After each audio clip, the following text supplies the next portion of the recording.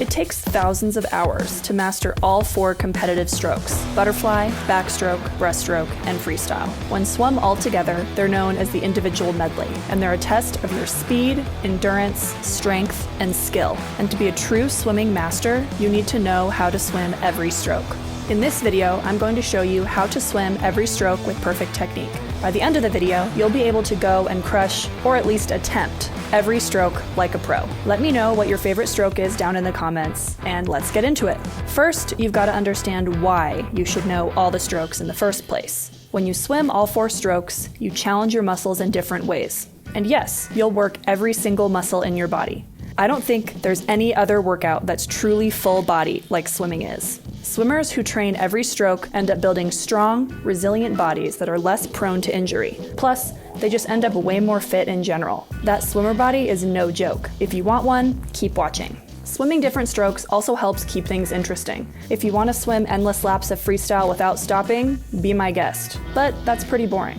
And before you say, well, I only race freestyle, so I don't need to know the other strokes. I hate to break it to you, but if you're ignoring the other strokes, you're doing yourself a huge disservice. Just trust me on this and think about adding other strokes to your workouts, okay? All right, now that we've gotten through why you should stop swimming freestyle all the time, I'm going to explain how to swim every stroke with absolutely perfect technique. Let's get the toughest stroke over with first, butterfly.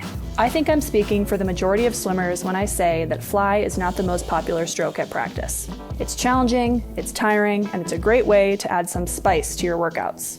So what makes good butterfly? It comes down to proper timing and a powerful stroke. Let's start with your body position, and this applies to most strokes. You want your hips to be high in the water and your head to be in a neutral position. This creates the best baseline for your stroke to start with. Now let's look at the butterfly pull. You want your hands to move at the same time. They should enter the water relatively flat with minimal splash, right in line with your shoulders. Then you'll start pulling, keeping your elbows nice and high the whole time. This is called early vertical forearm, and it essentially turns your hand, wrist, and forearm into one giant paddle that can pull a ton of water. Try to pull straight back instead of using the old school S pull. It's not as efficient. After finishing the underwater part of your pull, it's time for the out-of-water recovery. Sweep your arms out wide and return to your starting point. Keep your hands and arms relatively relaxed and close to the surface of the water. Next up is the kick. I see so many swimmers struggle to get their kick timing right in butterfly, so listen up.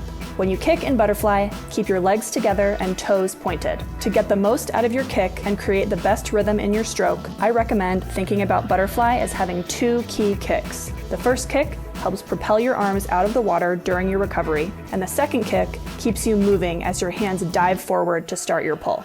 Focus on kicking both up and down here. A lot of swimmers focus only on the down kick, so engage those hamstrings and kick up too.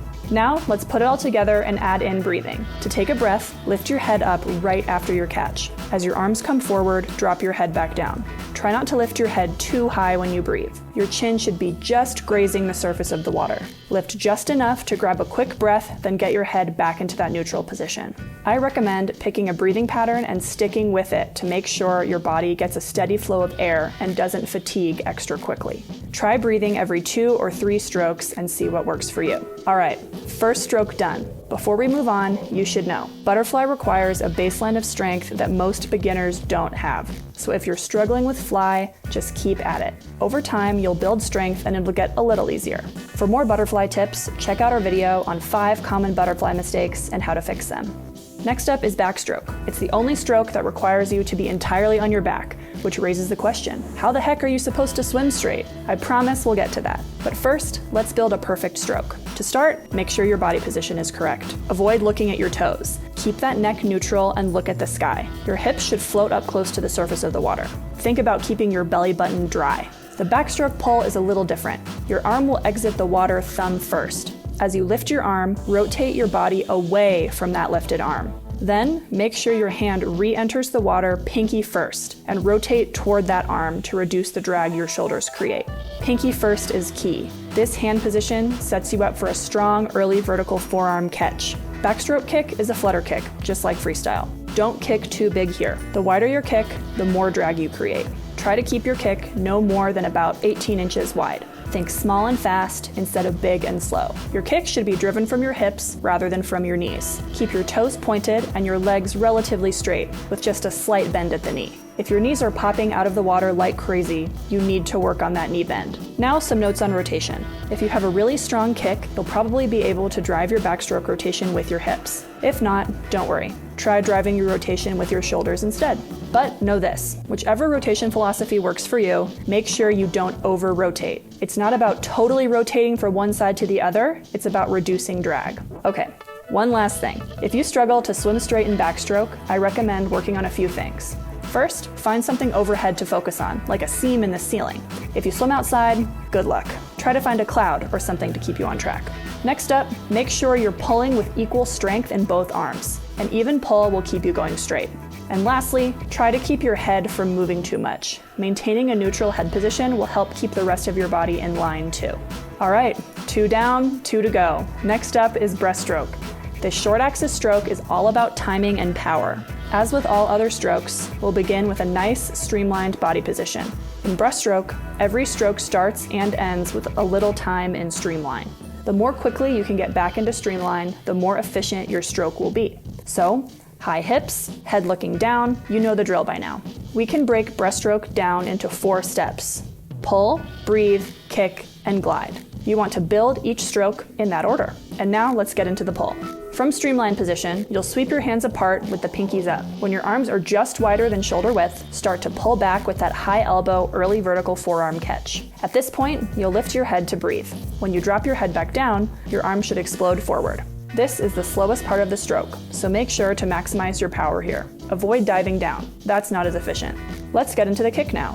Breaststroke has a unique frog-like kick that can take some time to master.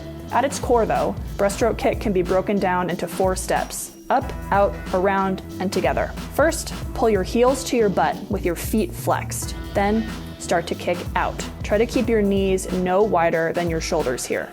Next, you'll start to sweep your legs around, keeping those feet flexed. And finally, you'll squeeze your legs back together, ending up back in that streamlined position. Ideally, you'll kick as you drive your hands forward to boost your momentum before you glide. It takes some time to perfect your breaststroke timing, so keep working at it. One last thing on breaststroke before we move on: the pull-out. You'll do a pull-out after every start and turn before you begin your actual stroke. To do a pull-out, push off the wall and streamline. Hold it for a few seconds until you feel yourself start to slow down. Then, do 1 dolphin kick, just 1. Follow that with 1 big pull down with both arms at the same time. To get yourself up to the surface, do 1 breaststroke kick and bring your arms back up into streamline position. And you're ready to crush the competition. Whew, okay, now let's dive into freestyle, or front crawl. Some of us learn freestyle first when we start swimming, and for good reason. Of all the competitive strokes, it's probably the easiest, but that doesn't mean it's easy. If you've watched this far, you know what's coming next. Good freestyle is going to start with proper body position. We want our hips to be high in the water and our head neutral. When the head is too high, the hips are more likely to drop and drag you down, and we don't want that. It might be helpful to think about pressing your chest down in the water to keep those hips higher too. When it comes to your freestyle pull, it's all about finding balance between relaxed and powerful. Your fingertips should enter the water about 18 inches in front of your shoulder at a 45-degree angle. Middle finger first. Try not to cross your arms along the center of your body here. It's inefficient and might cause you to zigzag around your lane a little bit. Follow up your hand entry with a long, reaching extension through your shoulder and arm. Once your shoulder is fully extended, your chest will open up to the side. Keep looking down. After your arm is fully extended, bend at the elbow and point your fingertips down toward the bottom of the pool, and start to pull straight back. This is our early vertical forearm pull. It's much easier on your shoulders than pulling with a straight arm. Try to keep your elbows above your hand for most of the pull. Eventually, you'll extend your arms straight when your hand reaches your hips to start the recovery phase. Keep that elbow high during recovery too. One last thing on the pull. Don't squeeze your fingers together. Instead, keep them semi-relaxed with a few millimeters of space between them. This can actually increase the power of your pull. Like backstroke, freestyle requires some rotation. Instead of leading your rotation by twisting your shoulders, focus on engaging your core and initiating your rotation from the hips, and your shoulders will follow. Are you taking notes? I hope so. Now let's talk about breathing. In freestyle, you need to keep a neutral head position when you breathe. I see so many swimmers lifting their heads forward or twisting aggressively to either side, and that's just slowing them down. As you take a stroke, you'll notice your body rotating to one side. If you want to breathe, now's the time to turn your head to the opposite side to grab some air. Try to keep one eye in the water and one eye out of the water to maintain good alignment. Don't twist your head any further than that. Take a quick breath and get your head back into neutral for your next stroke. Exhale while your face is in the water and turn to take another breath when you're ready. Stick to a breathing pattern in freestyle so you don't deprive yourself of that precious, precious air. Breathing every 2 or 3 strokes works for most people usually. You can breathe on both sides or just one side, it's really up to you. Last but not least, we've got your freestyle kick. My one piece of advice is to keep your kick simple. You don't need to kick like crazy or try to have the biggest kick in the pool. Focus on a hip-driven kick that's small and fast. Try not to kick wider than about 18 inches and keep those knees from bending too much. Think of your kick as a tool to help you maintain proper body position and drive your rotation.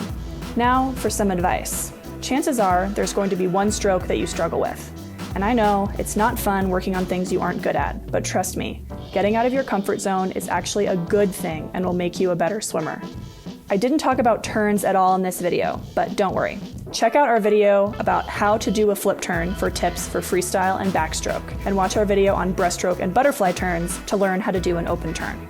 In my expert coach's opinion, I think you're ready to go try a 100 IM, or maybe even a 400 IM in your next workout. Give it a shot and let me know how it goes. And for even more technique work, plus custom daily swim workouts and training plans, download the MySwimPro app to start your very own personalized swimming journey. If you liked this video, you're going to love our video on how to swim without getting tired. Thanks for watching and happy swimming!